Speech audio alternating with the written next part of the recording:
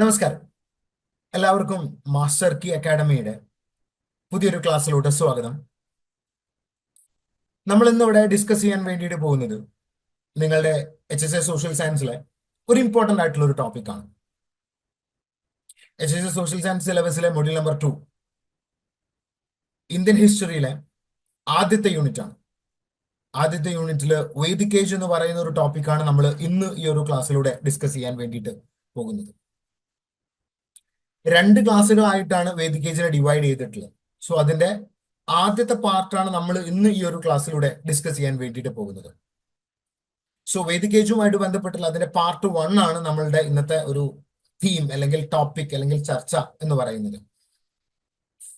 So നമുക്ക് discuss ചെയ്യേണ്ടതുണ്ട് എന്താണ് ഈ വേദിക് ഏജ് എന്നതിനെ കുറിച്ചിട്ട്, അതിന്റെ പ്രത്യേകതകൾ എന്താണ്, ആ പീരീഡ് എപ്പോ സ്റ്റാർട്ട് ചെയ്തു, ആ പീരീഡിന്റെ സമയത്ത് ഇന്ത്യയിൽ നടന്നിട്ടുണ്ടായിരുന്ന സംഭവങ്ങൾ എന്തൊക്കെയാണ് എന്നുള്ളതൊക്കെയാണ് നമ്മൾ ഇന്നത്തെ ഈ ഒരു ക്ലാസ്സിൽ, അതുപോലെ തന്നെ നെക്സ്റ്റ് പാർട്ട് 2 ആയിട്ട് നമ്മൾ ഡിസ്കസ് ചെയ്യാൻ വേണ്ടിയിട്ട് പോകുന്നത്. ഒരു ബ്രീഫ് ആയിട്ടുള്ള ഒരു ഐഡിയ നിങ്ങൾക്ക് വേദിക് ഏജുമായിട്ട് അതും വേദിക് ഏജുമായിട്ട് ബന്ധപ്പെട്ട ഒരു ബ്രീഫ് ഐഡിയ നിങ്ങളുമായിട്ട് ഷെയർ ചെയ്യുക എന്നുള്ളതാണ് ഇന്നത്തെയും അതുപോലെ തന്നെ നമ്മൾ ഇനി നെക്സ്റ്റ് ക്ലാസ്സിലൊക്കെ നമ്മൾ ഇവിടെ ചെയ്യാൻ വേണ്ടിയിട്ട് പോകുന്നത്. ഈ വേദിക് ഏജുമായിട്ട് ബന്ധപ്പെട്ട് നമുക്ക് അങ്ങനെ ക്വസ്റ്റ്യൻസ് നമുക്ക് HSA സോഷ്യൽ സയൻസിന് വന്ന് കണ്ടിട്ടില്ല. ചെറിയ 1-2 ചോദ്യങ്ങൾ എന്നല്ല, അതും നമ്മളുടെ അതായത് HSA സോഷ്യൽ സയൻസ് മലയാളം മീഡിയത്തിൽ വേദിക് ഏജുമായിട്ട് ബന്ധപ്പെട്ട് അങ്ങനെ ചോദ്യങ്ങൾ വന്ന് കണ്ടിട്ടില്ല. 2016-ലും 2022-ലൊന്നും ചോദ്യങ്ങളില്ല. പിന്നെ ചോദ്യം വന്നിട്ടുള്ളത് എൻ്റെ ഓർമ്മ ശരിയാണെന്നുണ്ടെങ്കിൽ തമിഴ് മീഡിയത്തിൽ വന്നിട്ടുണ്ട് 2022-ല്. അത് നമുക്ക് ആ ചോദ്യം നമുക്ക് ഡിസ്കസ് ചെയ്യാം. HSA സോഷ്യൽ സയൻസിന്റെ തമിഴ് മീഡിയത്തിലാണ് ഒരു ചോദ്യം വന്നിട്ടുള്ളത്. ഓക്കെ, സോ നമുക്ക് ചോദ്യങ്ങൾ പ്രതീക്ഷിക്കാവുന്ന ഒരു മേഖലയാണ് ഈ വേദിക് ഏജ് എന്ന് പറയുന്നത്. കാരണം ഇതുവരേക്കുള്ള എക്സാമുകളിൽ ഇതുമായിട്ട് ബന്ധപ്പെട്ട് വേദിക് ഏജുമായിട്ട് ബന്ധപ്പെട്ട് അങ്ങനെ ചോദ്യങ്ങൾ വന്നിട്ടില്ല. സോ നമുക്ക് എക്സ്പെക്ട് ചെയ്യാം സാധ്യതയുള്ള ഒരു ഏരിയയാണ്. ഓക്കെ, സോ നമുക്ക് അതിന് ആ ഒരു ചെറിയൊരു ഇമ്പോർട്ടൻസ് കൊടുത്തുകൊണ്ട് നമുക്ക് നമ്മളുടെ ക്ലാസ് സ്റ്റാർട്ട് ചെയ്യാം. ഓക്കെ, സോ എല്ലാവർക്കും ഒരിക്കൽ കൂടി മാസ്റ്റർ കീ അക്കാഡമിയുടെ പുതിയൊരു ക്ലാസ്സിലോട്ട് സ്വാഗതം. സോ വേദിക് ഏജ് എന്ന് പറയുന്നത് 2 എണ്ണമാണ്. 2 കാലഘട്ടങ്ങളായിട്ട് നമുക്ക് വേദിക് അല്ലെങ്കിൽ വൈദിക കാലഘട്ടത്തെ നമുക്ക് തിരിക്കാൻ പറ്റും. ഒന്ന് Rigvedic age, 2 later Vedic age. ഇങ്ങനെ 2 നമുക്ക് വൈദിക കാലഘട്ടത്തെ നമുക്ക് ഡിവൈഡ് ചെയ്യാൻ പറ്റും. അതായത് 1500 മുതൽക്ക് 1000 BCE വരേക്കുള്ള ഒരു കാലഘട്ടം, അതായത് ഒരു 500 ഇയേഴ്സിന്റെ ഒരു ഹിസ്റ്ററി പറയുന്ന ഒരു പീരീഡ്. അതിനെയാണ് നമ്മൾ ഋഗ്വേദിക് ഏജ് എന്ന് വിളിക്കുന്നത്. എന്തുകൊണ്ടാണ് അതിനെ ഋഗ്വേദിക് ഏജ് എന്ന് വിളിക്കുന്നത്? നിങ്ങൾ ഹിസ്റ്ററിയിൽ നിങ്ങൾ ഈ 4 വേദങ്ങളെ കുറിച്ചിട്ട് നിങ്ങൾ പഠിച്ചിട്ടുണ്ടായിരിക്കും. ഋഗ്വേദ, സാമവേദ, അഥർവവേദ, യജുർവേദ, ഇങ്ങനെ 4 വേദങ്ങൾ. അപ്പൊ ഇതില് ആദ്യത്തെ വേദം, ഏറ്റവും ഇമ്പോർട്ടന്റ് ആയിട്ടുള്ള ഒരു വേദമാണ് ഋഗ്വേദ. അപ്പൊ ഈ ഋഗ്വേദ കമ്പോസ് ചെയ്യപ്പെട്ടു എന്ന് കരുതപ്പെടുന്ന ഒരു പീരീഡാണ് ഈ 1500 മുതൽക്ക് 1000 BCE വരെയൊക്കെയുള്ള ഒരു കാലഘട്ടം. അതുകൊണ്ടാണ് ഇതിനെ ഋഗ്വേദിക് ഏജ് എന്ന് വിളിക്കുന്നത്. ഋഗ്വേദ എന്ന് പറയുന്ന വേദം ഈ ഒരു പീരീഡിലാണ് കമ്പോസ് ചെയ്യപ്പെട്ടത്, അതായത് എഴുതപ്പെട്ടതല്ല കേട്ടോ, അതായത് എന്താ ഓറലി അത് കമ്പോസ് ചെയ്യാം. ഇത് റിട്ടൺ ഫോമിലോട്ട് വരുന്നത്, എഴുത്ത് ഒരു ബുക്കായിട്ടൊക്കെ വരുന്നത് ഒരുപാട് വർഷങ്ങൾക്ക് ശേഷമാണ്. ഇപ്പോൾ ചില ആളുകൾ, ചില ഹിസ്റ്റോറിയൻസ് പറയുന്നുണ്ട് ഈ വേദങ്ങളെല്ലാം അതായത് ബുക്കുകളായിട്ട് എഴുതപ്പെട്ട് റിട്ടൺ ഫോമിലോട്ട് അതൊക്കെ മാറിയിട്ടുണ്ടായിരുന്നത് ഗുപ്ത കാലഘട്ടത്തിലാണെന്ന് പറയുന്ന ചില ഹിസ്റ്റോറിയൻസ് ഉണ്ട്. ചില ആളുകൾ പറയുന്നുണ്ട് അത് ഗുപ്ത കാലഘട്ടത്തിലും എഴുതപ്പെട്ടിട്ടുണ്ടായിരുന്നില്ല, മധ്യകാലഘട്ടത്തിൽ മിഡീവൽ കാലഘട്ടത്തിലാണ് ഇതെല്ലാം ഒരു ബുക്ക് ഫോർമാറ്റിലോട്ട് വന്നിട്ടുണ്ട്. അതുവരേക്കും ആളുകൾ അത് ഓറലി, വാമൊഴിയാൽ അത് ഒരു ജനറേഷനിൽ നിന്ന് മറ്റൊരു ജനറേഷനിലോട്ട് ട്രാൻസ്മിറ്റ് ചെയ്തു, കൈമാറി അങ്ങനെ വന്നിട്ടുള്ളതാണെന്നാണ് പറയപ്പെടുന്നത്.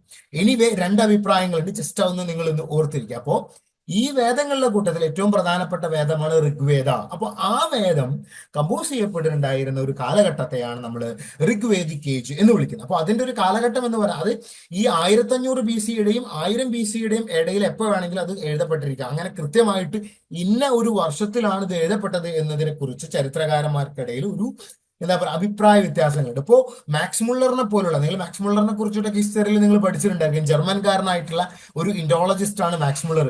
വേദങ്ങളെ കുറിച്ചിട്ട് പഠനം നടത്തിയിട്ടുണ്ടായിരുന്ന, ബ്രിട്ടീഷ് കൊളോണിയൽ പീരീഡിൽ പഠനം നടത്തിയിട്ടുണ്ടായിരുന്ന, 19-ാം നൂറ്റാണ്ടിൽ പഠനം നടത്തിയിട്ടുണ്ടായിരുന്ന വളരെ ഫേമസ് ആയിട്ടുള്ള ഒരു പണ്ഡിതനാണ് മാക്സ് മുള്ളർ, ജർമ്മൻകാരനാണ്.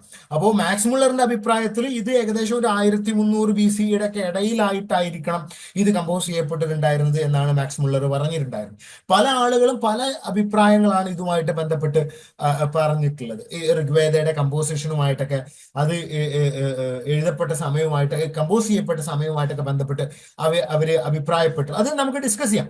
ഇപ്പോ അതില് ബാലഗംഗാധര തിലക് പറയും, തിലക് ഈ വേദത്തെ ഹാരപ്പൻ സിവിലൈസേഷനും മുന്നോട്ട് കൊണ്ടുപോകുന്നുണ്ട്.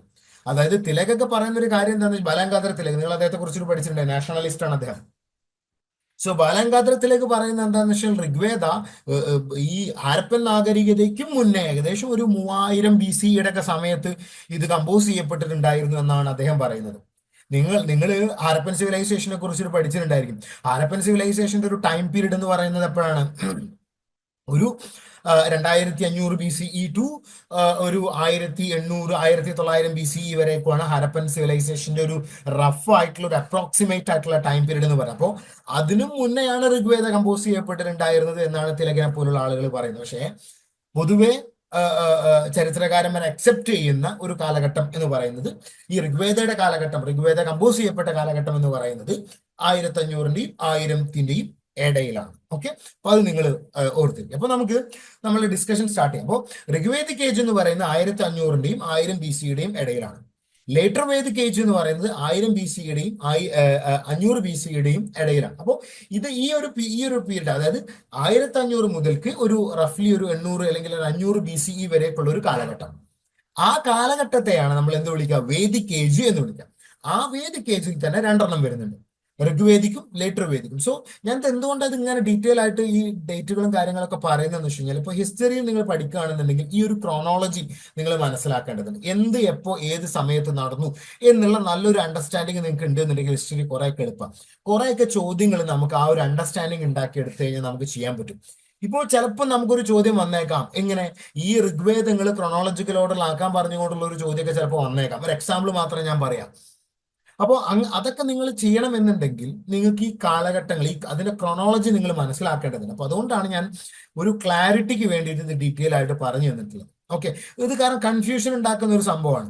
ഈ 4 വേദങ്ങളുണ്ട്, ഈ 2 പീരീഡുകളുണ്ട്. അപ്പൊ അതുകൊണ്ടാണ് ആ കൺഫ്യൂഷൻ ഒഴിവാക്കാൻ വേണ്ടിയിട്ടാണ് ഇത് ഡീറ്റെയിൽ ആയിട്ട് നിങ്ങൾക്ക് ഇവിടെ പറഞ്ഞ് ഡിസ്കസ് ചെയ്ത് തന്നിട്ടുള്ളത്. അപ്പൊ അതുകൊണ്ട് ആ ഒരു ഹിസ്റ്ററി പഠിക്കുമ്പോഴാണ് നിങ്ങൾ ആ ഒരു ക്രോണോളജി, ഏത് ഇവന്റ് എപ്പോൾ നടന്നു എന്നുള്ളൊരു അണ്ടർസ്റ്റാൻഡിങ്, ആ ഓരോ ഇവന്റുമായിട്ട് ബന്ധപ്പെട്ട ആളുകൾ ആരൊക്കെയാണ് എന്നുള്ളൊരു അണ്ടർസ്റ്റാൻഡിങ് നിങ്ങൾ ഉണ്ടാക്കിയെടുക്കുകയാണ് എന്നുണ്ടെങ്കിൽ കുറെയൊക്കെ ചോദ്യങ്ങൾ നിങ്ങൾക്ക് എഴുതാൻ പറ്റും, ആൻസർ ചെയ്യാൻ പറ്റും. ഓക്കെ, അപ്പൊ നമുക്ക് ഡിസ്കസ് ചെയ്യാം. അപ്പൊ ഋഗ്വേദിക് പീരീഡ് സ്റ്റാർട്ട് ചെയ്തിട്ടുണ്ടായിരുന്നത് ഇന്ത്യയിൽ ഹാരപ്പൻ നാഗരികത, സിന്ധു നദീതട സംസ്കാരം ഡീക്ലൈൻ ചെയ്തതിന് ശേഷമാണ്. അതായത് നിങ്ങൾക്ക് എല്ലാവർക്കും അറിയാം, ഹാരപ്പൻ സിവിലൈസേഷൻ ഏകദേശം ഒരു 2000 BCE മുതൽക്ക് തന്നെ അത് ഡീക്ലൈൻ ചെയ്യാൻ വേണ്ടിയിട്ട്, ക്ഷയിക്കാൻ വേണ്ടി, ഇല്ലാണ്ടാവാൻ വേണ്ടിയിട്ട് തുടങ്ങിയിട്ടുണ്ട്.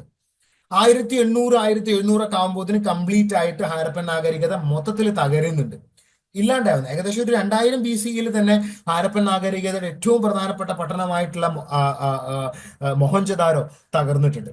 അതിനുശേഷം പിന്നീട് ഗ്രാജുവലി ഓരോ പട്ടണങ്ങളായിട്ട് തകരാൻ വേണ്ടിയിട്ട് തുടങ്ങി. ഇപ്പോൾ മൊഹൻജദാരോ എന്ന് പറയുന്ന പട്ടണം വളരെ പെട്ടെന്ന് തന്നെ ഒരു ഫ്ലഡ്, ഒരു വെള്ളപ്പൊക്കം കാരണം നശിച്ചിട്ടുണ്ടായിരുന്ന ഒരു ടൗൺ ആണ്.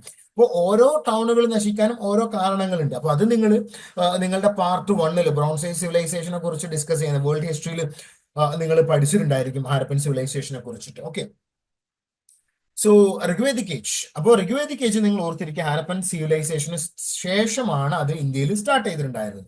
അപ്പൊ അതിൻ്റെതായിട്ടുള്ള ഒരുപാട് ക്യാരക്ടറിസ്റ്റിക്സ് ഉണ്ട്. ഇപ്പോൾ ഹാരപ്പൻ സിവിലൈസേഷനെ കുറിച്ചിട്ട് നിങ്ങൾ പഠിച്ച സമയത്ത് നിങ്ങൾ പഠിച്ചത് ഇന്ത്യയിൽ ആദ്യമായിട്ട് നഗരവൽക്കരണം, ഇന്ത്യയിലെ ഫസ്റ്റ് അർബനൈസേഷൻ നടന്നിട്ടുണ്ടായിരുന്നത് എവിടെയാണ്? ഹാരപ്പയിലാണ്.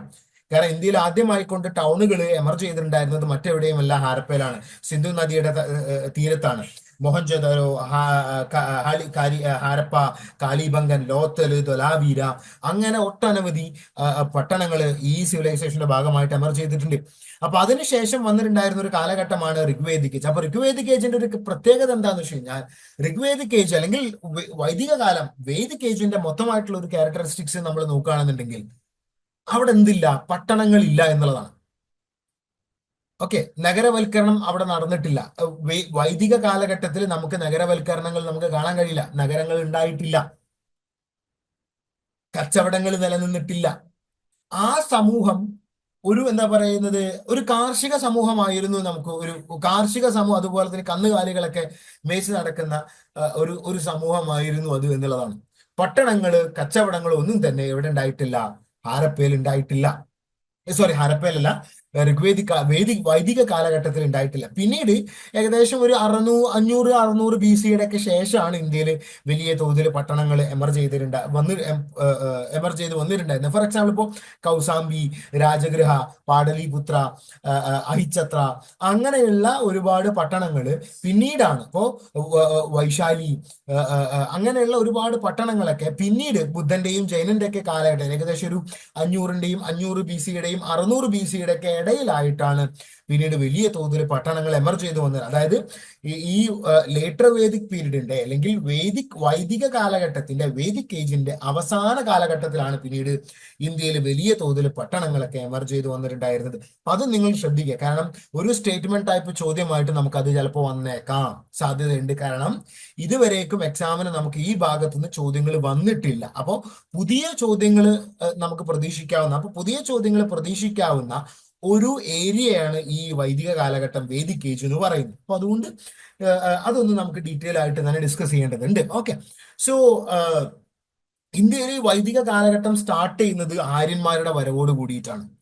ആരാണ് ആര്യന്മാര്? ആര്യന്മാരെന്ന് പറയുന്നത് ഈ ഇന്ത്യയുടെ വടക്ക് പടിഞ്ഞാറൻ പ്രദേശത്തോട്ട് ഇറാനിൽ നിന്നും, അതുപോലെ തന്നെ സെൻട്രൽ ഏഷ്യയുടെ അഫ്ഗാനിസ്ഥാൻ, ഇറാൻ തുടങ്ങിയ സെൻട്രൽ ഏഷ്യയുടെ ഭാഗങ്ങളിൽ നിന്ന് ഇന്ത്യയിലോട്ട് വന്നിട്ടുണ്ടായിരുന്ന, ഇന്ത്യയിലെ സിന്ധു നദിയുടെ തീരത്തോട്ട് വന്നിട്ടുണ്ടായിരുന്ന ഒരു ഗ്രൂപ്പ് ഓഫ് പീപ്പിൾ, എന്താ പറയുന്നത്, അലഞ്ഞു തിരിഞ്ഞ് നടക്കുന്ന നൊമാഡ്സ് ആയിട്ടുണ്ടായിരുന്ന, നാടോടികളായിട്ടുണ്ടായിരുന്ന, കന്നുകാലികളെ വളർത്തുന്ന ആളുകളായിട്ടുണ്ടായിരുന്ന ഒരു കൂട്ടം ആളുകളെയാണ് നമ്മൾ എന്ത് വിളിക്കുക, ആര്യന്മാര് എന്ന് വിളിക്കാം. ഇപ്പോ ഇപ്പോ നിങ്ങൾ ചെങ്കീസ് ഖാനെ കുറിച്ചിട്ട് പഠിച്ചിട്ടുണ്ടായി. ചെങ്കീസ് ഖാൻ ഇതേപോലെ ചൈനയിൽ നിന്ന് വന്നിട്ടുണ്ടായിരുന്ന ഒരു മംഗോളിയൻ, ഒരു നൊമാഡ, ഒരു എന്താ പറയുക, നാടോടിയാണ്. അപ്പൊ അതേപോലെ ഇന്ത്യയിലോട്ട് വന്നിട്ടുണ്ടായിരുന്ന ഒരു നാടോടി സമൂഹമാണ് ഈ ആര്യന്മാരെന്ന് പറയുന്നത്. അപ്പൊ അവർ ഇന്ത്യയിലോട്ട് ഏകദേശം അവർ മൈഗ്രേറ്റ് ചെയ്ത് വന്നിട്ടുണ്ടായിരുന്ന 1500 BC-യിലൊക്കെ ആ ഒരു സമയത്താണ്. അപ്പൊ അവർ ഇന്ത്യയിലോട്ട് മൈഗ്രേറ്റ് ചെയ്ത് വരാനുള്ള ഒരു പ്രധാനപ്പെട്ട കാര്യം, എന്തുകൊണ്ട് സെൻട്രൽ ഏഷ്യ, ഇപ്പോൾ ഞാൻ പറഞ്ഞു സെൻട്രൽ ഏഷ്യയിലാണ് അവർ താമസിച്ചിട്ടുണ്ടായിരുന്നത് എന്ന്. അവരുടെ ഹോം ലാൻഡ് എന്ന് പറയുന്നത് സെൻട്രൽ ഏഷ്യ. അപ്പോൾ സെൻട്രൽ ഏഷ്യയിൽ അവരുടെ പോപ്പുലേഷൻ കൂടി, അതുപോലെ തന്നെ ക്ലൈമാറ്റിക് പ്രോബ്ലംസ് വന്നു, കാലാവസ്ഥ, അങ്ങനത്തെ ഒരുപാട് ഇഷ്യൂസ് കാരണമായിക്കൊണ്ട് അവരുടെ കൂട്ടത്തിൽ നിന്ന് ഒരു വിഭാഗം ആളുകൾ എങ്ങോട്ടേക്ക് വന്നു, ഒരു വിഭാഗം ആളുകൾ ഇന്ത്യയിലോട്ട് വന്നു. ഇറാനിലോട്ട് ആദ്യം മൈഗ്രേറ്റ് ചെയ്തു വന്നു. ഇറാനിൽ നിന്ന് ഇന്ത്യയുടെ വടക്ക് പടിഞ്ഞാറൻ പ്രദേശത്തോട്ട്, അതായത് സിന്ധു നദിയുടെ ആ ഒരു തീരത്തോട്ട്, അതായത് ആ പഞ്ചാബ്, അങ്ങനെയുള്ള ആ ഒരു പ്രദേശത്തോട്ട് അവർ വന്നു. സിന്ധു നദിയുടെ തീരത്തോട്ട് അവർ വന്നു, അവർ താമസമാക്കി. ഒരു വിഭാഗം ആളുകൾ എങ്ങോട്ടേക്ക് പോയി, യൂറോപ്പിലോട്ട് പോയി. അപ്പൊ ഇങ്ങനെയാണ് ആര്യന്മാരുടെ മൈഗ്രേഷൻ നടന്നിട്ടുണ്ടായിരുന്നത് ഏകദേശം 1500 BC-യുടെ ഒക്കെ ഒരു സമയത്ത്. ഓക്കെ, അപ്പൊ അത് നിങ്ങൾ ഓർത്തിരിക്കുക.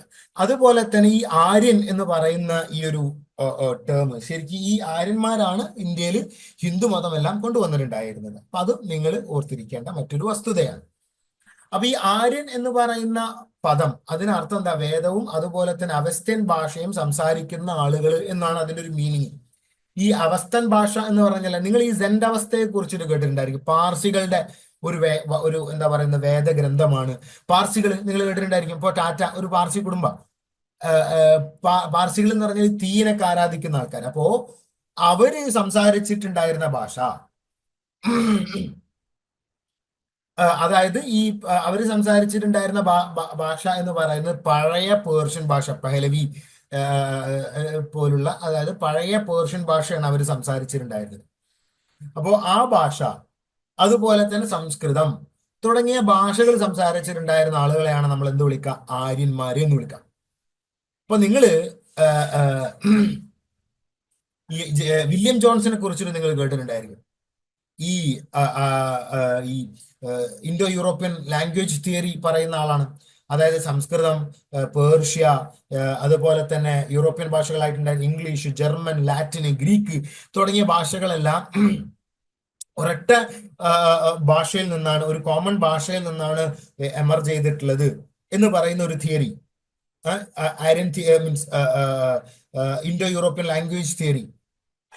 അതുപോലെ തന്നെ ഈ ഭാഷ സംസാരിച്ചിട്ടുണ്ടായിരുന്ന ആളുകൾ ഇപ്പോ യൂറോപ്യൻ ഭാഷ ഇംഗ്ലീഷ്, ജർമ്മൻ, ലാറ്റിൻ, ഗ്രീക്ക്, സംസ്കൃതം, പേർഷ്യൻ, ഈ ഭാഷകൾ സംസാരിച്ചിട്ടുണ്ടായിരുന്ന ആളുകളെല്ലാം തന്നെ ഒരു കുടുംബമാണ്, പണ്ടൊരു കുടുംബത്തിന്റെ ഭാഗമായിരുന്നു, ഇവരൊക്കെ ബന്ധുക്കളാണ് എന്ന് പറഞ്ഞു വില്യം ജോൺസ്. കാരണം ഈ ഭാഷകളെല്ലാം ഒരു കോമൺ ഭാഷയിൽ നിന്നാണ് ഒറിജിൻ ചെയ്തിട്ടുള്ളത്. ആ കോമൺ ഭാഷ ഇന്ന് അജ്ഞാതമാണ്, ഇന്ന് അത് അവൈലബിൾ അല്ല, ഇന്ന് നമ്മൾ ആരും ആ ഭാഷ യൂസ് ചെയ്യുന്നില്ല എന്ന തിയറി മുന്നോട്ട് വെച്ചിട്ടുണ്ടായിരുന്ന ആളാണ് വില്യം ജോൺസ്. നിങ്ങൾ വില്യം ജോൺസിനെ കുറിച്ചിട്ടൊക്കെ പഠിച്ചിട്ടുണ്ടായിരിക്കും. അപ്പോ ഞാൻ പറഞ്ഞു വരുന്നത് എന്താണെന്ന് വെച്ച് കഴിഞ്ഞാൽ, ഈ ഭാഷകൾ സംസാരിച്ചിട്ടുണ്ടായിരുന്ന ആളുകൾ, എസ്പെഷ്യലി സംസ്കൃതം, അതുപോലെ തന്നെ അവസ്ഥൻ ഭാഷ, പേർഷ്യൻ ഭാഷ, ഇതൊക്കെ സംസാരിച്ചിട്ടുണ്ടായിരുന്ന ആളുകളെയാണ് നമ്മൾ എന്ത് വിളിക്കുക?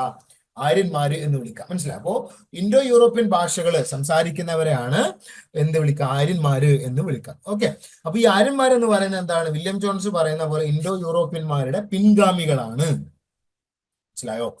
അപ്പൊ ഈ ആര്യന്മാരാണ് ഋഗ്വേദ, സാമവേദ, അഥർവവേദ, യജുർവേദ തുടങ്ങിയ വേദങ്ങള് കമ്പോസ് ചെയ്തിട്ടുണ്ടായിരുന്നത്, രചിച്ചിട്ടുണ്ടായിരുന്നത്. ആ വേദങ്ങൾ മാത്രമല്ല, പുരാണങ്ങള്, ഇതിഹാസങ്ങള്, രാമായണം, മഹാഭാരതം, ഇതെല്ലാം എഴുതിയിട്ടുണ്ടായിരുന്ന ആളുകളെയാണ്, ഇതെല്ലാം രചിച്ചിട്ടുണ്ടായിരുന്ന ആളുകളെ നമ്മൾ പൊതുവെ വിളിക്കുന്ന പേരാണ് എന്ത്? ആര്യന്മാര്.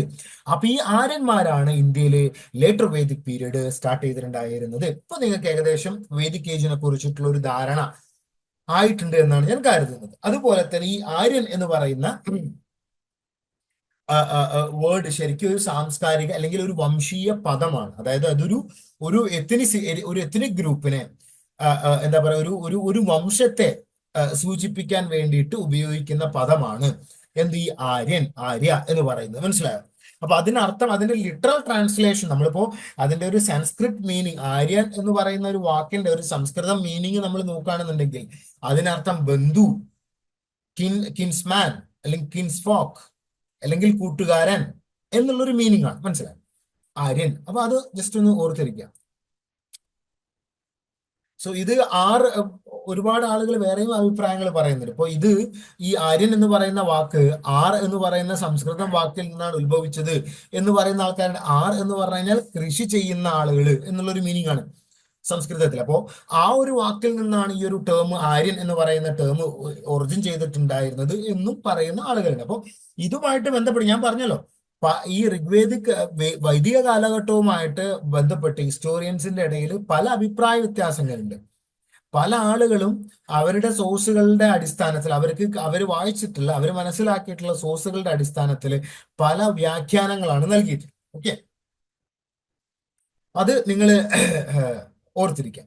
സോ നമ്മൾ നേരത്തെ പറഞ്ഞ പോലെ സെൻട്രൽ ഏഷ്യയിലും അതുപോലെ തന്നെ വടക്കൻ ഇറാനിലുമായിട്ടാണ് അവർ ആദ്യം താമസിച്ചിട്ടുണ്ട്. അതായത് ബാക്ട്രിയ, അതുപോലെ തന്നെ അഫ്ഗാനിസ്ഥാൻ, തുർക്കമെനിസ്ഥാൻ, ഉസ്ബെക്കിസ്ഥാൻ, ഈ തുടങ്ങിയ പ്രദേശങ്ങൾ, അതായത് ഇന്ത്യയുടെ വടക്ക് പടിഞ്ഞാറൻ പ്രദേശത്തോട് അടുത്ത് കിടക്കുന്ന പ്രദേശങ്ങളാണ് ഈ മധ്യേഷ്യയിലെ ഈ പറയുന്ന ബാക്ട്രിയ, അഫ്ഗാനിസ്ഥാൻ, തുർക്കമെനിസ്ഥാൻ തുടങ്ങിയ പ്രദേശങ്ങളൊക്കെ.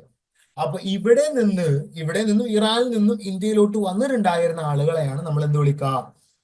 ആര്യന്മാര് എന്ന് വിളിക്കാം. ഞാൻ നേരത്തെ പറഞ്ഞ പോലെ ജനസംഖ്യാ വളർച്ച, കാലാവസ്ഥാ വ്യതിയാനം തുടങ്ങിയ കാരണങ്ങളാലാണ് അവർ ഇന്ത്യയിലോട്ട് വന്നിട്ടുണ്ടായിരുന്നത്. അപ്പൊ അവരുടെ മൈഗ്രേഷൻ സെൻട്രൽ ഏഷ്യയിൽ നിന്ന് സ്റ്റാർട്ട് ചെയ്തിട്ടുണ്ടായത് അറൌണ്ട് ഒരു 2000 BCE-യിലാണ്. സെൻട്രൽ ഏഷ്യയിൽ നിന്ന് അവർ സ്റ്റാർട്ട് ചെയ്തു. കഠിനമായിട്ടുള്ള തണുപ്പും വരണ്ട കാലാവസ്ഥയും അങ്ങനെ വ്യത്യസ്തമായിട്ടുള്ള കാരണങ്ങൾ കൊണ്ടാണ് അവരെന്ത് ചെയ്യുന്നത്? അവർ സെൻട്രൽ ഏഷ്യയിൽ നിന്ന് മറ്റൊരു പുതിയ പ്രദേശങ്ങൾ തേടിയിട്ട് യാത്ര ആരംഭിക്കുന്നത്. ആ യാത്ര ചെന്ന് പെട്ടത് എവിടെയാണ്? ഇന്ത്യയിലുമാണ്.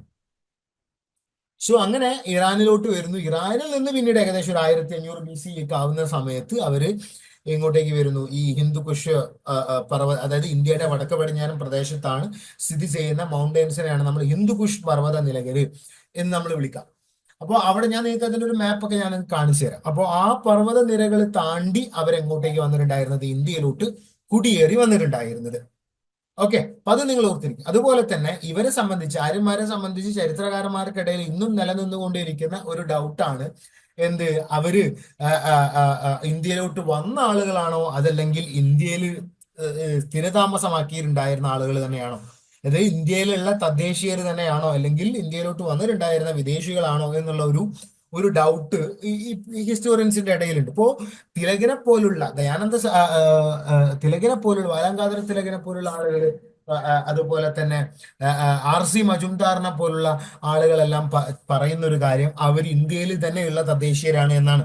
പക്ഷേ റോമിള താപ്പറിനെ പോലുള്ള ആളുകൾ, മാർക്സിൻ RS ശർമ്മയെ പോലുള്ള ചരിത്രകാരന്മാര്, മാക്സ് മുള്ളറിനെ പോലുള്ള ചരിത്രകാരന്മാര്, അവർ ആർഗ്യൂ ചെയ്യുന്നത് ഇവര് ഇന്ത്യയിലോട്ട് വന്നിട്ടുണ്ടായിരുന്ന വിദേശികളാണ് എന്നതാണ്. മനസ്സിലായോ? അപ്പോ ബാലഗംഗാധര തിലകനെ പോലുള്ള ആളുകള് ഇവര് ഇന്ത്യയിലുള്ള തദ്ദേശീയരായിട്ടുണ്ടായിരുന്ന ആളുകളാണ് എന്ന് പറയുന്നതിൽ വേറെ ഒരുപാട് അർത്ഥങ്ങളുണ്ട്. സോറി, ബാലഗംഗാധര തിലക് പറയുന്നത് ഇവര് ആർട്ടിക് പ്രദേശങ്ങൾ, സോറി, ഇന്ത്യയിൽ നിന്നുള്ള ആളുകളല്ല, പക്ഷെ RC മജുംദാറിനെ പോലുള്ള ആളുകളാണ് അവർ ഇന്ത്യയിലുള്ള തദ്ദേശീയരാണെന്ന് അവകാശപ്പെടുന്നത്. ബാലഗംഗാധര തിലകും ദയാനന്ദ സരസ്വതിയും രണ്ട് വ്യത്യസ്ത അഭിപ്രായങ്ങളാണ് പറയുന്നത്. ദയാനന്ദ സരസ്വതി, എന്റെ ഓർമ്മ ശരിയാണെന്ന്, ദയാനന്ദ സരസ്വതി പറയുന്നത് ആര്യന്മാര് നേപ്പാളിൽ നിന്ന് വന്നിട്ടുള്ള ആൾക്കാരാണെന്നാണ് പറയുന്നത്. തിലക് പറയുന്നത് അവര് ആർട്ടിക് റീജിയനിൽ നിന്ന് വന്നിട്ടുണ്ടായിരുന്ന ആളുകളാണ് എന്നാണ് പറയുന്നത്. അതായത് യൂറോപ്പിൽ നിന്ന് ഇന്ത്യയിലോട്ട് വന്നിട്ടുണ്ടായിരുന്ന ആളുകളാണ് എന്നാണ് പറയുന്നത്. സോ യെസ്, അതാണ് ഞാൻ പറയുന്നത്. ഋഗ്വേദത്തെ, ഈ വൈദിക കാലഘട്ടത്തെ ഹാരപ്പൻ നാഗരികതയ്ക്ക് മുന്നിലോട്ട് കൊണ്ടുപോകാനുള്ള പല ശ്രമങ്ങള് പണ്ട് നടന്നിട്ടുണ്ട്, ഇന്നും നടന്നിട്ടുണ്ട്. ആ ശ്രമങ്ങൾ പണ്ട് നടത്തിയിട്ടുണ്ടായിരുന്ന ഒരാളാണ് ബാലഗംഗാധര തിലക്. സോ ബാലഗംഗാധര തിലകിനെ സംബന്ധിച്ചിടത്തോളം ഋഗ്വേദ എന്ന് പറയുന്ന വേദം രചിച്ചിട്ടുണ്ടായിരുന്നത് 4500 BCE-യിലാണ്. അതായത് ഹാരപ്പൻ നാഗരികത തുടങ്ങുന്നതിനും 2000 വർഷങ്ങൾക്ക് മുന്നേ തന്നെ ഋഗ്വേദ രചിച്ചിട്ടുണ്ട് എന്നാണ് തിലകനെ പോലുള്ള ആളുകൾ അവകാശപ്പെടുന്നത്.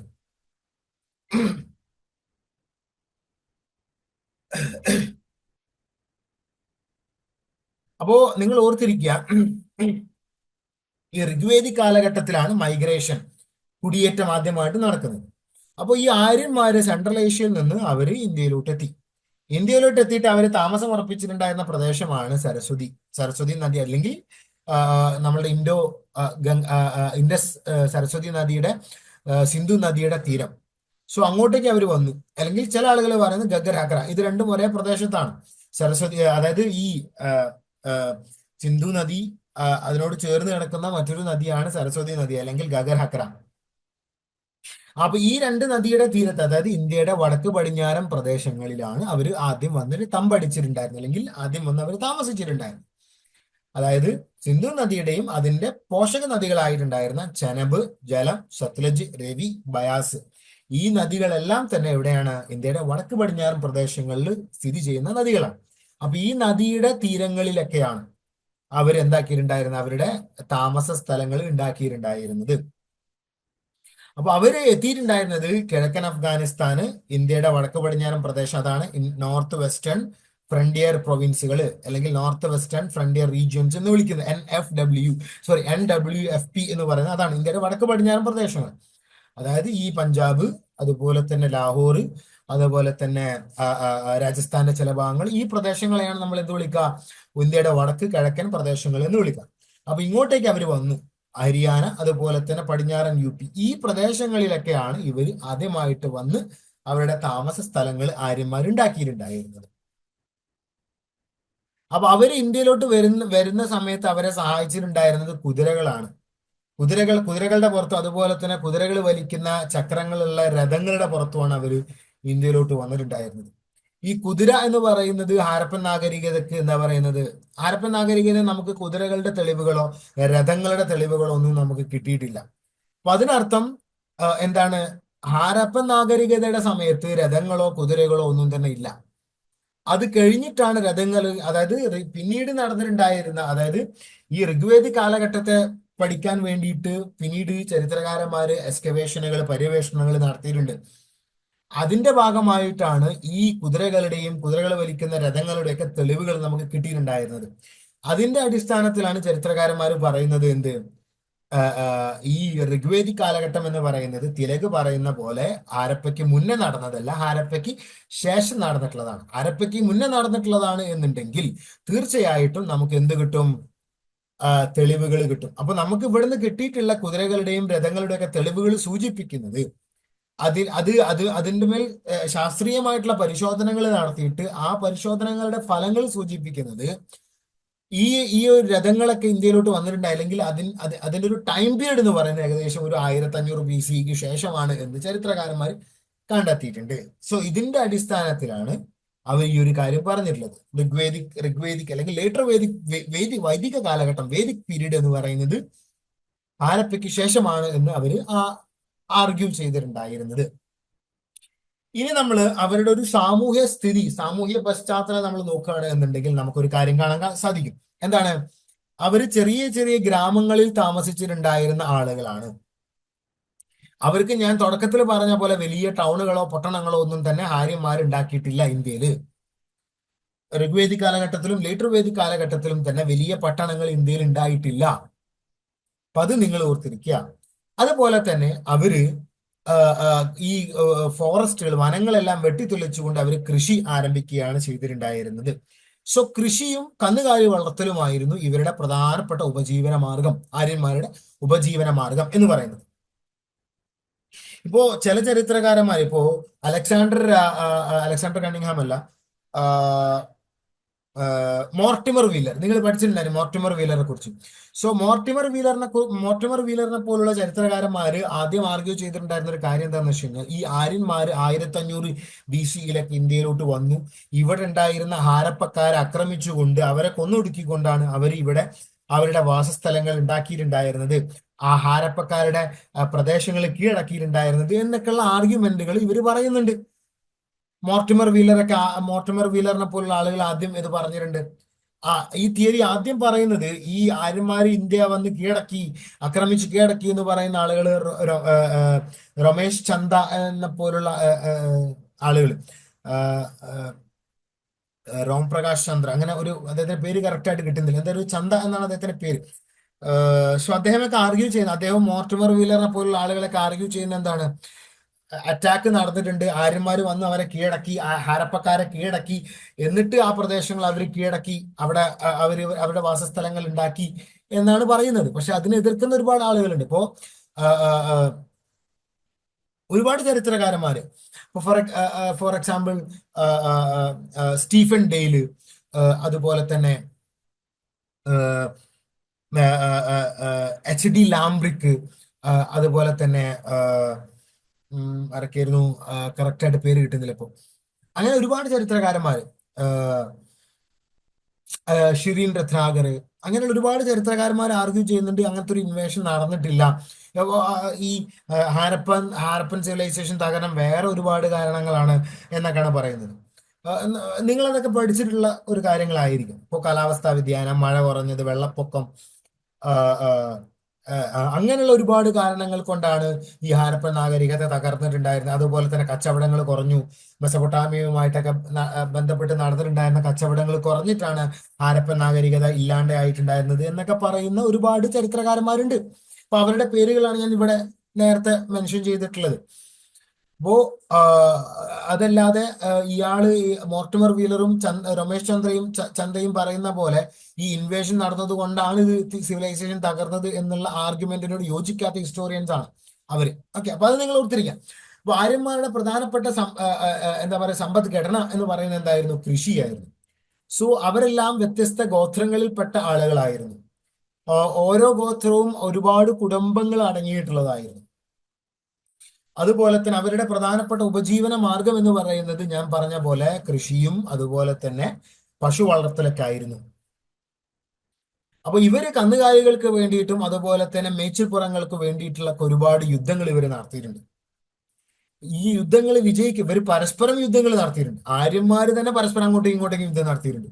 ആര്യന്മാര് ഇവിടെ ഉണ്ടായിരുന്ന മറ്റ് തദ്ദേശീയരായിട്ടുണ്ടായിരുന്ന ആളുകളുമായിട്ട് യുദ്ധങ്ങൾ നടത്തിയിട്ടുണ്ട്.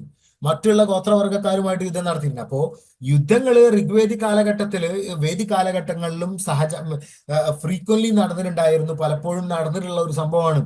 അത് അധികവും എസ്പെഷ്യലി ഋഗ്വേദിക് കാലഘട്ടങ്ങളിൽ യുദ്ധങ്ങൾ ഏറ്റവും കൂടുതൽ നടന്നിട്ടുണ്ടായിരുന്നത് കന്നുകാലികൾക്ക് വേണ്ടിയിട്ടുള്ള മെച്ചിൽപ്പുറങ്ങൾക്കും വേണ്ടിയിട്ടാണ്. ആ യുദ്ധങ്ങളിൽ വിജയിക്കാൻ വേണ്ടിയിട്ട് യാഗങ്ങൾ നടത്തിയിട്ടുണ്ടായിരുന്നു പൂജാരിമാരായിട്ടുണ്ടായിരുന്ന ആളുകൾ. സോ ഈ കാലഘട്ടത്തിലാണ് ഋഗ്വേദത്തിലെ ശ്ലോകങ്ങളെല്ലാം എന്താക്കുന്നത്, ആളുകൾ രചിക്കുന്നതും അത് മനഃപ്പാടമാക്കുന്നതൊക്കെ. സോ ഋഗ്വേദ എന്ന് പറയുന്നതാണ് ആദ്യകാല വേദ സാഹിത്യം. ഫസ്റ്റ് വേദിക് ലിറ്ററേച്ചർ എന്ന് പറയുന്നത് എന്താണ്? അത് ഋഗ്വേദയാണ്. അപ്പൊ അത് നിങ്ങൾ ഓർത്തിരിക്കുക. യെസ്, ഇവിടെ ഒരു മാപ്പ് നിങ്ങൾക്ക് കാണാം. ഈ മാപ്പില് ആര്യന്മാര് വന്ന് താമസമാക്കിയിട്ടുണ്ടായിരുന്ന ആ ഒരു പ്രദേശങ്ങൾ നിങ്ങൾക്ക് കാണാൻ കഴിയും. ഏർലി ഇൻഡോ ആര്യൻ സൈറ്റുകൾ. ഇൻഡോ ആര്യൻ സൈറ്റുകൾ എന്ന് പറഞ്ഞാൽ ഇവർ ആദ്യം വന്ന് താമസിച്ചിട്ടുണ്ടായിരുന്ന പ്രദേശങ്ങളാണ് ഇവിടെ കാണിക്കുന്നത്. ഇതിൽ നിങ്ങൾക്ക് ഇൻഡസ് നദി നിങ്ങൾക്ക് ഇതിൽ കാണാൻ കഴിയും. ആ നദിയുടെ തീരങ്ങളിലായിട്ടാണ് ഇവർ ആദ്യം വന്ന് താമസിച്ചിട്ടുണ്ടായിരുന്നത്, ആര്യന്മാര്. യെസ്. അപ്പോ ഇവിടെ ഈ ഒരു മാപ്പിൽ നോക്കിക്കഴിഞ്ഞു കഴിഞ്ഞാൽ നിങ്ങൾക്ക് ആര്യന്മാരുടെ വരവ് നിങ്ങൾക്ക് ഇതിൽ കാണാൻ കഴിയും. ആര്യന്മാര് എങ്ങനെയാണ് സെൻട്രൽ ഏഷ്യയിൽ നിന്ന് ഇന്ത്യയിലോട്ട് വന്നിട്ടുണ്ടായിരുന്നത് എന്നുള്ളത് ഇവിടെ കൊടുത്തിട്ടുണ്ട്. അതുപോലെ തന്നെ പിന്നീട് അവരെങ്ങനെയാണ് മറ്റു പല പ്രദേശങ്ങളിലോട്ടും അവർ വ്യാപിച്ചിട്ടുണ്ടായിരുന്നത് എന്നൊക്കെ ആരോ ഇട്ട് ഇതിൽ കൊടുത്തിട്ടുണ്ട്. അപ്പോൾ ഇതിൽ ഈ മാപ്പിൽ കാണുന്ന പോലെ ആദ്യം അവർ വന്ന് താമസമാക്കിയിട്ടുണ്ടായിരുന്നത് അവരുടെ അതായത് ഈ ഒരു പ്രദേശത്താണ് അവർ ആദ്യം വന്ന് താമസമാക്കിയിട്ടുണ്ടായിരുന്നത് വൈദിക കാലഘട്ടത്തിൽ. അവിടെ നിന്ന് പിന്നീട് ലേറ്റർ വേദിക് പീരീഡ്, അതായത് ഏകദേശം ഒരു 1000 BCE ആവുന്ന സമയത്ത് അവരെങ്ങോട്ടേക്ക് മാറി? ഈ ഒരു പ്രദേശത്തോട്ട് വന്നു. ലേറ്റർ വേദിക് പീരീഡ്, അതായത് UP-യിലോട്ടും ബീഹാറിലോട്ടും അവർ വന്നു. സോ ആദ്യം അവര് ഈ പ്രദേശത്ത് നിന്ന് ഇങ്ങോട്ടേക്ക് വന്നു. ആദ്യം ഇവിടെ താമസമാക്കി. പിന്നീട് ഏകദേശം ഈ ഒരു കാലഘട്ടം, അതായത് 1000 BC ഒക്കെ ആവുന്ന സമയത്ത് അവര് വീണ്ടും മൈഗ്രേറ്റ് ചെയ്തു.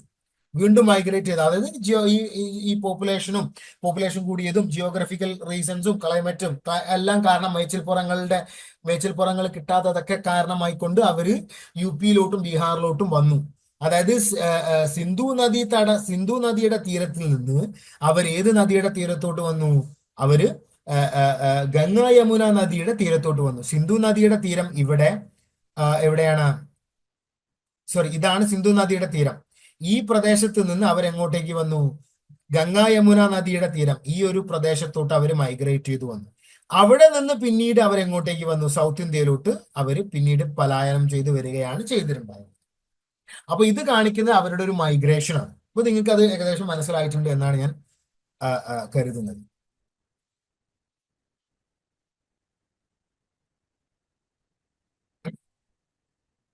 സോ ഈ ഋഗ് എന്ന് പറയുന്നത് ഋഗ്വേദമാണ് കേട്ടോ. അപ്പൊ ഋഗ്വേദ എന്ന് പറയുന്നത് എന്താണ്?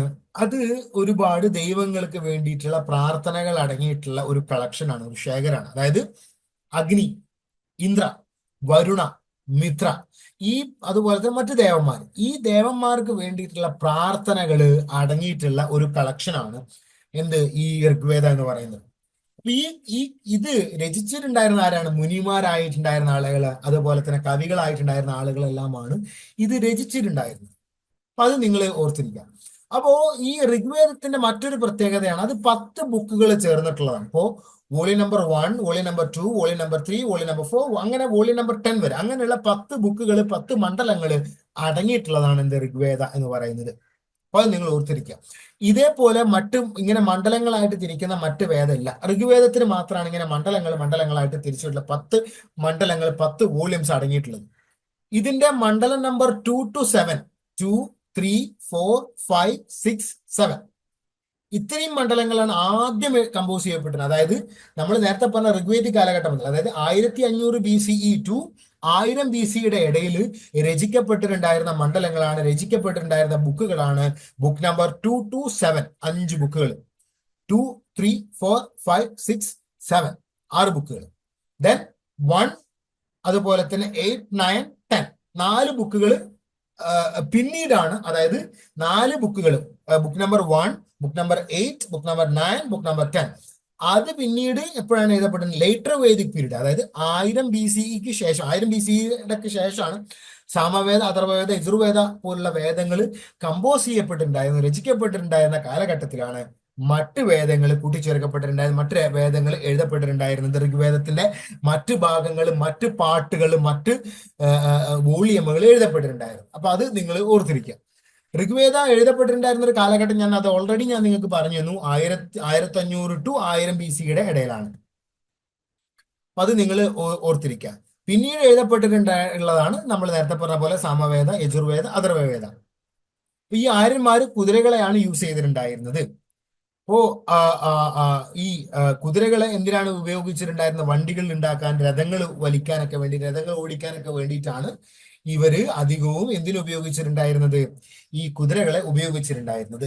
അപ്പോൾ കുതിരകളെ ഋഗ്വേദത്തിൽ മെൻഷൻ ചെയ്യുന്നത് അശ്വ എന്ന് പറഞ്ഞുകൊണ്ടാണ്. ഓക്കെ, അപ്പൊ അശ്വ എന്ന് പറയുന്നത് എന്താണ്? ഈ കുതിരകൾ എന്ന് പറയുന്നത് ആര്യൻ സംസ്കാരത്തിന്റെ ഏറ്റവും ഏറ്റവും ഇമ്പോർട്ടന്റ് ആയിട്ടുള്ള ഒരു ഘടകമാണ് കുതിരകൾ എന്ന് പറയുന്നത്. കാരണം എന്താ? ഹാരപ്പേന്ന് നമുക്ക് ഒരു പ്ലേസിൽ നിന്നല്ല, ഒരൊറ്റ സൈറ്റിൽ നിന്നല്ലാതെ കുതിരകളുടെ തെളിവുകൾ നമുക്ക് കിട്ടിയിട്ടില്ല. എന്റെ ഓർമ്മ ശരിയാണ് എന്നുണ്ടെങ്കിൽ അമ്രി എന്ന് പറയുന്ന ഒരു പ്രദേശമുണ്ട്, ഒരു സൈറ്റ് ഉണ്ട്, ഹാരപ്പയുടെ ഒരു സൈറ്റ്, ഹാരപ്പൻ സിവിലൈസേഷനുമായിട്ട് ബന്ധപ്പെട്ടുള്ള ഒരു സൈറ്റ്, ഒരു പട്ടണ അമ്രി. അപ്പൊ ഈ അമ്രിയിൽ നിന്നാണ് എന്ത് ആകെ ഒരൊറ്റ ഒരു എവിഡൻസ് കുതിരയുടെ എന്ന് തോന്നിപ്പിക്കുന്ന തരത്തിലുള്ള ഒരു അസ്ഥി കൂടെ നമുക്ക് കിട്ടിയിട്ടുള്ളത്. വേറെ എവിടും നമുക്ക് കിട്ടില്ല. അപ്പോ കുതിരകൾ എന്ന് പറയുന്നത് എന്തിന്റെ ഭാഗമല്ല? ഹാരപ്പൻ നാഗരികതയുടെ ഭാഗമല്ല. അപ്പൊ അതും നിങ്ങൾ ഓർത്തിരിക്കാം.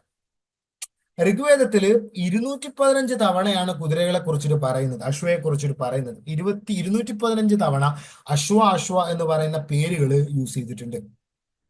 ഇത്രയധികം പരാമർശം കിട്ടിയിട്ടുള്ള മറ്റൊരു മറ്റൊരു മൃഗം ഇല്ല. അതുപോലെ തന്നെ സെന്റവേസ്ത, ഞാൻ നേരത്തെ പറഞ്ഞു പാർസികളുടെ മതം എന്ന്, പാർസികളുടെ ഗ്രന്ഥം എന്ന് ഞാൻ പറഞ്ഞു. അപ്പോ ഈ പാർസികളുടെ ഗ്രന്ഥമായിട്ടുണ്ടായിരുന്ന ഈ സെന്റ് അവസ്ഥയിലും കുതിരകളെ കുറിച്ചിട്ട് പറയുന്നുണ്ട്. അതുപോലെ തന്നെ ഹോമേഴ്സിന്റെ, ഗ്രീക്കുകാരനായിട്ടുള്ള ഹോമർ, നിങ്ങളത് പഠിച്ചിട്ടുണ്ടായിരിക്കും നിങ്ങളുടെ പാർട്ട് 1 മോഡ്യൂൾ നമ്പർ 1 വേൾഡ് ഹിസ്റ്ററിയിൽ ഗ്രീക്ക് സിവിലൈസേഷനെ കുറിച്ചിട്ട് പഠിക്കുന്നിടത്ത് നിങ്ങൾ ഹോമറിനെ കുറിച്ചിട്ട്, ഹോമറിന്റെ ഒഡീസിയെ കുറിച്ചിട്ടൊക്കെ നിങ്ങൾ പഠിച്ചിട്ടുണ്ടായിരിക്കും. അപ്പോൾ ഹോമറിന്റെ ഒഡീസിയയിലും എന്താക്കുന്നുണ്ട്? കുതിരകളെ കുറിച്ചിട്ട് പരാമർശം നടത്തുന്നുണ്ട്. അപ്പൊ ഈ ഗ്രന്ഥങ്ങളൊക്കെ ഏകദേശം ഈ ഒരു ടൈമിലാണ് എഴുതപ്പെട്ടിട്ടുണ്ടായിരുന്നത്. സെന്റാവേഴ്സ് ഏകദേശം 1500 BCEയുടെ ഇടയിൽ, അതുപോലെ തന്നെ ഒഡീസി ഏകദേശം 900-ന്റെയും 800 BCയുടെ ഇടയിലായിട്ടാണ് എഴുതപ്പെട്ടിട്ടുണ്ടായിരുന്നത്. അത് നിങ്ങൾ ഓർത്തിരിക്കുക. അതുപോലെ തന്നെ പശു എന്ന് പറയുന്ന വേർഡ്, ഗോ എന്ന് പറയുന്ന വേർഡ് 176 തവണയാണ് ഉപയോഗിച്ചിട്ടുണ്ടായിരുന്നത് ഋഗ്വേദത്തിൽ. ഏറ്റവും കൂടുതൽ പരാമർശം കിട്ടിയിട്ടുണ്ടായിരുന്ന ഒരു അനിമൽ എന്ന് പറയുന്നത് ഏതാണ്? അത് ഇതാണ്. ഏത്? പശുവാണ്, സോറി, കുതിരയാണ്. അപ്പൊ അതൊന്ന് ജസ്റ്റ് നിങ്ങളൊന്ന് ഓർത്തിരിക്കുക. ഓക്കെ,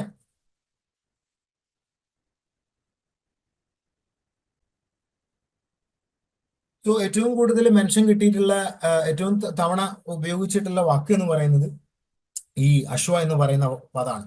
അതുപോലെ തന്നെ വൃഷഭ എന്ന് പറഞ്ഞാൽ കാളയാണ്. അപ്പോൾ ഇവിടെ നമുക്ക് ഈ വൈദിക കാലഘട്ടവുമായിട്ട് ബന്ധപ്പെട്ട് നമുക്ക് ഇത്തരത്തിലുള്ള ചോദ്യങ്ങൾ നമുക്ക് പ്രതീക്ഷിക്കാവുന്നത്. കാരണം ഇപ്പൊ ഞാൻ നേരത്തെ പറഞ്ഞില്ല, HSA തമിഴ് മീഡിയത്തിൽ, സോഷ്യൽ സയൻസിന്റെ തമിഴ് മീഡിയത്തിൽ കേരള PSC നടത്തിയിട്ടുള്ള എക്സാമിൽ ചോദിച്ചിട്ടുള്ളത് ഇതേപോലെ ഒരു സംസ്കൃതം വാക്ക് കൊടുത്തിട്ട് അതിന്റെ മീനിങ് എന്താണെന്ന് കണ്ടെത്താനാണ് പറഞ്ഞിട്ടുള്ളത്. അപ്പോൾ നമുക്ക് ഇവിടെ ഇത്തരത്തിലുള്ള ചോദ്യങ്ങൾ നമുക്ക് പ്രതീക്ഷിക്കാവുന്നതാണ്. സോ ഋഗ്വേദത്തിൽ ഏറ്റവും കൂടുതൽ തവണ മെൻഷൻ ചെയ്തിട്ടുള്ളത് അശ്വ എന്ന് പറയുന്ന പദം, അതിനുശേഷം ഗോ, പശു എന്ന പദം, അതിനുശേഷം പിന്നെയാണ് ഋഷഭ എന്ന് പറഞ്ഞാൽ കാള എന്നാണ് മീനിങ്. അപ്പൊ 170 തവണയാണ് അതിനെ കുറിച്ച് മെൻഷൻ ചെയ്തിട്ടുള്ളത്. അപ്പൊ അത് നിങ്ങൾ ഓർത്തിരിക്കും.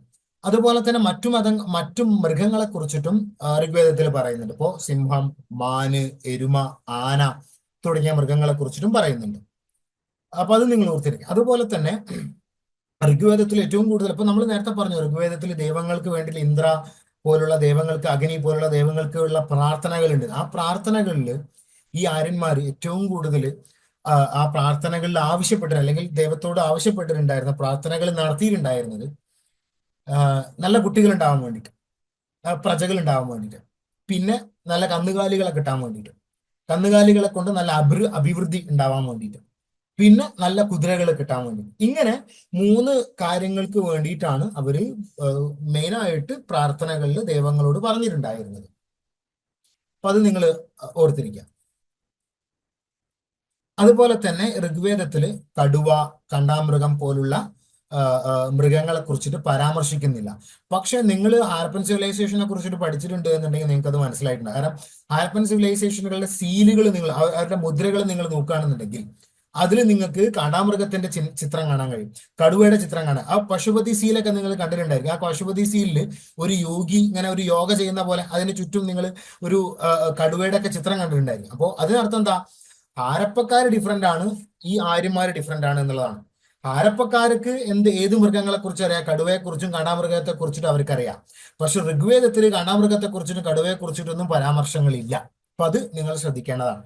അതൊരു ഡിഫറൻസ് ആണ്. അതുപോലെ തന്നെ ഇവര് ആര്യന്മാർ ഒരുപാട് യുദ്ധങ്ങൾ നടത്തിയിട്ടുണ്ടെന്ന് നമ്മൾ പറഞ്ഞു. എന്തിനൊക്കെ വേണ്ടിയിട്ടാണ്? കന്നുകാലികൾക്ക് വേണ്ടിയിട്ടും, സ്ഥലങ്ങൾക്ക് വേണ്ടി, മേച്ചിൽപ്പുറങ്ങൾക്ക് വേണ്ടിയിട്ടും, കൃഷി, അങ്ങനെയുള്ള വ്യത്യസ്തമായിട്ടുള്ള ഒരുപാട് കാര്യങ്ങൾക്ക് വേണ്ടിയിട്ട് അവർ യുദ്ധങ്ങൾ നടത്തിയിട്ടുണ്ട്. അപ്പോ ആ യുദ്ധങ്ങൾ ഇവർ നടത്താൻ വേണ്ടിയിട്ട് ഉപയോഗിച്ചിട്ടുണ്ടായിരുന്ന അമ്പും വില്ലുമാണ്. അപ്പൊ അത് നിങ്ങൾ ഓർത്തിരിക്കുക. അതുപോലെ തന്നെ ഇവരുടെ സമൂഹം, ആര്യന്മാരുടെ സമൂഹം എന്ന് പറയുന്നത് എന്തായിരുന്നു? അതൊരു പുരുഷ മേധാവിത്വമുള്ള ഒരു സമൂഹമായിരുന്നു. സ്ത്രീകൾക്ക് അത്ര വലിയ ഇമ്പോർട്ടൻസോ കാര്യങ്ങളോ കിട്ടിയിട്ടില്ല. സ്ത്രീകളുടെ പ്രാധാന്യം പിന്നീട് ലേറ്റർ വേദിക് പീരീഡ് ഒക്കെ ആവുന്ന സമയത്ത് പാടെ കുറഞ്ഞിട്ടുണ്ടായിരുന്നു. ഋഗ്വേദിക് കാലഘട്ടത്തിൽ കുറച്ചും കൂടി ഒരു പ്രാധാന്യം സ്ത്രീകൾക്ക് കിട്ടിയിട്ടുണ്ട്. ബട്ട് പിന്നീട് ലേറ്റർ വേദിക് പീരീഡിൽ അവർക്ക് അതും നഷ്ടപ്പെട്ടു എന്നുള്ളതാണ്. അപ്പൊ അത് നിങ്ങൾ ഓർത്തിരിക്കുക.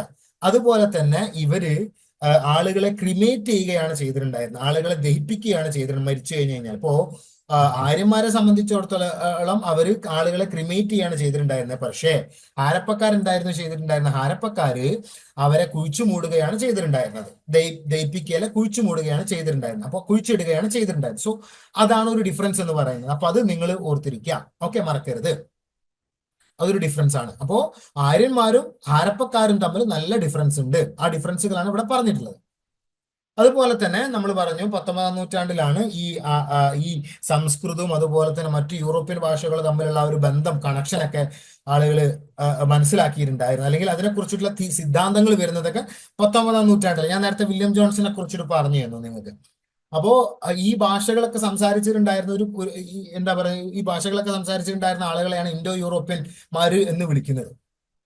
ഓക്കെ, അപ്പൊ അത് നിങ്ങൾ ഓർത്തിരിക്കുക. അപ്പൊ ആ കൂട്ടത്തിൽ ഈ സംസ്കൃതം ഭാഷ സംസാരിച്ചിട്ടുണ്ടായിരുന്ന ആളുകളെയാണ് ആര്യന്മാര് എന്ന് വിളിച്ചിട്ടുണ്ടായിരുന്നത്. ഓക്കെ, ഇതൊക്കെ നമ്മൾ നേരത്തെ തുടക്കത്തിൽ ഡിസ്കസ് ചെയ്തിട്ടുണ്ടായിരുന്ന കാര്യങ്ങളാണ്. അത് നിങ്ങൾ ഓർത്തിരിക്കുക, മറക്കരുത്. ദെൻ നമ്മൾ നേരത്തെ പറഞ്ഞ പോലെ സംസ്കൃതത്തിലെ ആദ്യത്തെ സാഹിത്യം എന്ന് പറയുന്നത് എന്താണ്? ഋഗ്വേദമാണ്. അപ്പൊ അതും ഓർത്തിരിക്കുക. ആര്യന്മാരുടെ ആദ്യത്തെ സാഹിത്യവും സംസ്കൃതത്തിൽ ആദ്യത്തെ സാഹിത്യം എന്താണ്? ഋഗ്വേദം തന്നെയാണ്. അതുപോലെ തന്നെ ഈ ഒരു സംസ്കൃതവും മറ്റു യൂറോപ്യൻ ഭാഷകൾ തമ്മിലുള്ള ആ ഒരു എന്താ പറയുക സിമിലാരിറ്റി, ആ ഒരു ബന്ധം, ആ ഒരു കണക്ഷൻ ആദ്യമായിട്ട് കണ്ടെത്തിയിട്ടുണ്ടായിരുന്നത് ഒരു ഇറ്റലിക്കാരനാണ്, ഫിലിപ്പോ സാസറ്റി എന്ന് പറയുന്ന ഒരാൾ. 16ാം നൂറ്റാണ്ട് ഫിലിപ്പോ സാസറ്റി മുഗളന്മാരുടെ സമയത്ത് ഇന്ത്യയിലോട്ട് വന്നിട്ടുണ്ടായിരുന്ന ഒരു ട്രാവലറാണ് ഇറ്റലിയിൽ നിന്ന്. അപ്പൊ ഈ ഫിലിപ്പോ സാസറ്റി ആണ് ഈ ഒരു കാര്യം മനസ്സിലാക്കിയിട്ടുണ്ടായിരുന്നത്. ഈ സംസ്കൃതവും യൂറോപ്യൻ ഭാഷകൾ, ഇംഗ്ലീഷ്, ലാറ്റിന്, ഗ്രീക്ക്, ജർമ്മൻ തുടങ്ങിയ ഭാഷകളും തമ്മിൽ ഒരു കണക്ഷൻ ഉണ്ട് എന്ന് മനസ്സിലാക്കിയിട്ടുണ്ടായിരുന്നത് ഇദ്ദേഹമാണ്. ഓക്കെ, അതിനുശേഷമാണ് വില്യം ജോൺസ് ഈ തിയറി ഡെവലപ്പ് ചെയ്യുന്നത്. അപ്പൊ വില്യം ജോൺസിനെ ഇൻഫ്ലുവൻസ് ചെയ്തിട്ടുണ്ടായിരുന്നത് ഫിലിപ്പോ സാസറ്റിയുടെ തിയറിയാണ്. അപ്പൊ ഫിലിപ്പോ സാസറ്റി ഇത് കണ്ടെത്തുന്നത് 16ാം നൂറ്റാണ്ടിലാണ്, മറക്കരുത്. ഓക്കെ, സോ ഇവിടെ ഒരു എക്സാമ്പിൾ കൊടുത്തത്. അപ്പൊ ഇത് നോക്കിക്കഴിഞ്ഞാൽ നിങ്ങൾക്ക് അത് മനസ്സിലാവും ആ ഒരു സിമിലാരിറ്റി. ഇപ്പോ സംസ്കൃതത്തിൽ പിതര്, അതിന്റെ നേരെ ഗ്രീക്കിലോട്ട് വരുമ്പോൾ അത് പേതറായി, ലാറ്റിനിലോട്ട് വരുമ്പോൾ അത് ഫാദറായി, പിന്നെ അത് ഇംഗ്ലീഷിലോട്ട് വരുമ്പോൾ അത് ഫാദറായി. നേരെ താഴെ നോക്ക്, മാതൃ, മേത്തറ്, മാത്തറ്, മദറ്. ആണോ? ആ ഒരു സിമിലാരിറ്റി നിങ്ങൾക്ക് മനസ്സിലാവും. അപ്പൊ ഈ ഒരു സിമിലാരിറ്റിയാണ് ഫിലിപ്പോ സാസറ്റി ആദ്യമായിട്ട് കണ്ടെത്തിയിട്ടുണ്ടായിരുന്നത്. ആ സിമിലാരിറ്റി പിന്നീട് ആര് ഡെവലപ്പ് ചെയ്തു? ഒരു തിയറി ആയിട്ട് വില്യം ജോൺസ് ഡെവലപ്പ് ചെയ്തു. ഓക്കെ, അപ്പൊ വില്യം ജോൺസ് ഈ ഒരു സിമിലാരിറ്റി ഡെവലപ്പ് ചെയ്തിട്ടുണ്ട്, ഈ ഒരു സിമിലാരിറ്റി കണ്ടെത്തി ഈ തിയറി ഡെവലപ്പ് ചെയ്തിട്ടുണ്ടായിരുന്നത് 1786-ലാണ്. അപ്പോ വില്യം ജോൺസ് പറയുന്ന എന്താ? ഈ ഭാഷകളെല്ലാം ഒരു അജ്ഞാത ഭാഷയിൽ നിന്ന് രൂപപ്പെട്ടു വന്നു എന്നാണ് അദ്ദേഹം അഭിപ്രായം. ആ മാതൃഭാഷ, ആ അജ്ഞാത ഭാഷ ഇന്ന് നമുക്കറിയില്ല, എന്നാ ഭാഷ ഇല്ല. ഇതാണ് ഇദ്ദേഹത്തിന്റെ ആ തിയറി. അപ്പോൾ ഈ ഭാഷകൾ സംസാരിച്ചിട്ടുണ്ടായിരുന്ന ആളുകളെല്ലാം ഒരു മീൻസ് ഒരു കുടുംബത്തിൽപ്പെട്ട ആളുകളാണ് എന്ന് അദ്ദേഹം മനസ്സിലാക്കി. അപ്പൊ അദ്ദേഹം പറഞ്ഞു. അപ്പോൾ ഇദ്ദേഹത്തിന്റെ ഈ തിയറിയെ സ്വാധീനിച്ചിട്ടുണ്ടായിരുന്നത് ഫിലിപ്പോസ് ആസെറ്റിയാണ്. പിന്നെ മാക്സ് മുള്ളറിനെ കുറിച്ച് നമ്മൾ പറഞ്ഞു. മാക്സ് മുള്ളറാണ് ഈ ഭാഷകളെ ആര്യൻ ഭാഷ എന്ന് വിളിച്ചിട്ടുണ്ടായിരുന്നത്. അപ്പോ മാക്സ് മുള്ളറിനെ സംബന്ധിച്ചിടത്തോളം ആര്യൻ എന്ന് പറയുന്നത് എന്താണ്? അതൊരു ഭാഷയല്ല, പകരം എന്താണ്? അതൊരു ഭാഷയാണ്, അതൊരു വംശമല്ല. ഓക്കെ, അപ്പൊ അത് നിങ്ങൾ ഓർത്തിരിക്കുക. അതുപോലെ തന്നെ മാക്സ് മുള്ളർ ആ ഒരു ഡിവിഷനെ കുറിച്ചിട്ട് പറയുന്നുണ്ട്. മധ്യേഷ്യയിൽ നിന്ന് എങ്ങനെയാണ് ആര്യന്മാര് ഇന്ത്യയിലോട്ട് വന്നിട്ടുണ്ടായിരുന്നത് അദ്ദേഹം പറയുന്നത്. ഒരു ഗ്രൂപ്പ് യൂറോപ്പിലോട്ട് നീങ്ങി, മറ്റൊരു ഗ്രൂപ്പ് ഇറാനിലോട്ട് വന്നു. ഇറാനിലോട്ട് വന്ന ഗ്രൂപ്പിന്റെ ഒരു ഭാഗം എങ്ങോട്ടേക്ക് വന്നു? ഇന്ത്യയിലോട്ട് വന്നു. ഇതാണ് അദ്ദേഹം അഭിപ്രായപ്പെടുന്നത്. അപ്പോ ഇന്ത്യൻ സംസ്കാരത്തിന്റെ അടിത്തറയായിട്ട് അദ്ദേഹം കൺസിഡർ ചെയ്തിട്ടുണ്ടായിരുന്ന ഏതാണ്? മാക്സ് മുള്ളർ കൺസിഡർ ചെയ്തിട്ടുണ്ടായിരുന്ന ഏതാണ്? ആര്യൻ സംസ്കാരം. കാരണം മാക്സ് മുള്ളറിന്റെ സമയത്ത് ഹാരപ്പ എന്ന് പറയുന്ന ഒരു ഐഡിയ ഇല്ല. കാരണം ഹാരപ്പയിൽ എക്സ്കവേഷൻ നടക്കുന്ന 1921 1924 ഹാരപ്പ എന്ന് പറയുന്ന ഒരു സംസ്കാരം ഇന്ത്യയിൽ ഉണ്ടായിട്ടുണ്ടായിരുന്നു എന്നുള്ള കാര്യം പുറലോകം തന്നെ അറിയുന്നത്. അപ്പൊ അന്ന് മാക്സ് മുള്ളറിന് ഐഡിയ ഇല്ല ഇങ്ങനൊരു സംസ്കാരം നിലനിന്നിട്ടുണ്ടായിരുന്നു എന്ന്. അപ്പൊ അതുകൊണ്ടാണ് മാക്സ് മുള്ളർ ഇത് പറഞ്ഞിട്ടുണ്ടായിരുന്നത്. എന്ത്? ഇന്ത്യൻ നാഗരികത അടിത്തറ എന്ന് പറയുന്ന ആര്യൻ സംസ്കാരമാണ് എന്ന് അദ്ദേഹം പറഞ്ഞിട്ടുണ്ടായിരുന്നു. ഓക്കെ, അപ്പൊ അത് നിങ്ങൾ ഓർത്തിരിക്കുക. അപ്പൊ ആര്യന്മാരുടെ വരവിനെ കുറിച്ചിട്ട് ദയാനന്ദ സരസ്വതി അദ്ദേഹത്തിന്റെ സത്യാർത്ഥ പ്രകാശിൽ പറയുന്നുണ്ട്. അവര് ടിബറ്റിൽ നിന്നാണ് വന്നിട്ടുണ്ടായിരുന്നതെന്നാണ് പറയുന്നത്. തിലക് പറയുന്നത് അവര് ആർട്ടിക് എന്ന് പറയുന്ന പ്രദേശത്ത് നിന്നാണ് വന്നിട്ടുണ്ടായിരുന്നതെന്നാണ് അദ്ദേഹവും പറയുന്നത്. തിലകിന്റെ ബുക്കാണ് ദി ആർട്ടിക് എന്ന് പറയുന്നത്. അപ്പൊ അത് നിങ്ങൾ ഓർത്തിരിക്കുക. അപ്പോൾ തിലക് പറയുന്നത് കാലാവസ്ഥാ സാഹചര്യം കൊണ്ട് ഇറാനിൽ നിന്ന് ഇന്ത്യയിലോട്ട് വന്നു എന്നാണ് അദ്ദേഹം പറയുന്നത്. അപ്പൊ അത് ജസ്റ്റ് ഒന്ന് നിങ്ങൾ ഓർത്തിരിക്കുക. ഓക്കെ, സോ ഇത്രയാണ്. ബാക്കി നമുക്ക് നെക്സ്റ്റ് ക്ലാസ്സിൽ ഡിസ്കസ് ചെയ്യാം. Thank you.